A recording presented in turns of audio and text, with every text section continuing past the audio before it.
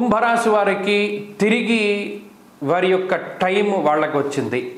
గురుడు తిరిగి మరలా మీకు పంచమంలో ఫలితాన్ని ఇస్తూ ఉన్నారు. ఈ వారం లగాయతు గురుబలం పెరిగింది. అక్టోబర్ 16వ తారీఖు దగ్గర నుండి డిసెంబర్ 5 వరకు చాలా అతి దారుణమైనటువంటి వ్యవస్థకి చేరుకున్నటువంటి జీవితము తిరిగి మరలా చిగురించడం ప్రారంభిస్తుంది.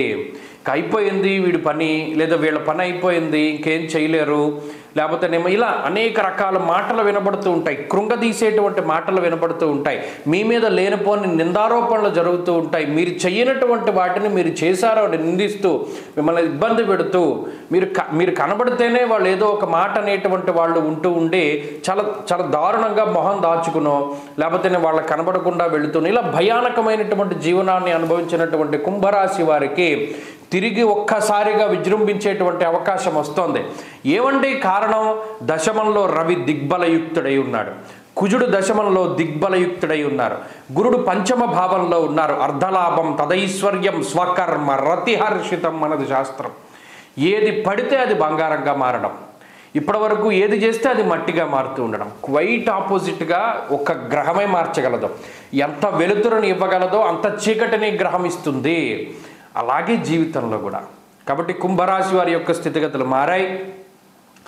బాధపడుతూ ఉండేటువంటి రోజులు పోయాయి. ఎవడో వస్తాడు, ఏదో చేస్తాడు, మన బతుకులు మారుస్తారు అనేటువంటి ఆలోచన ఈ వారంతో వెళ్ళిపోతుంది. మీరే మీ జీవితాన్ని మార్చుకునేటువంటి రోజులు రాబోతూ ఉన్నాయి. కాబట్టి ఇది అత్యద్భుతమైనటువంటి అవకాశం. గురుబలం పెరగడం, రవి. ఎందుకంటే అర్ధసిద్ధి సదారోగ్య అన్నారు. ఇప్పటి వరకు ఎవరైతే మీకు దూరంగా వెళ్ళారో వాళ్ళే మరలా మీ ఉన్నతం చూసి మీ దగ్గరికి వస్తూ ఉంటారు. ఇది మీరు అనుభవిస్తేనే తెలుస్తుంది, అది నేను చెప్పడం కన్నా. కాబట్టి కుంభరాశి వారు మరింత ఈ వారంలో అనుకూలమైనటువంటి ఫలితాలను సాధించడానికై గణపతి ఆరాధన ఎక్కువగా చేస్తూ ఉండడం చెప్పదగినటువంటి సూచన.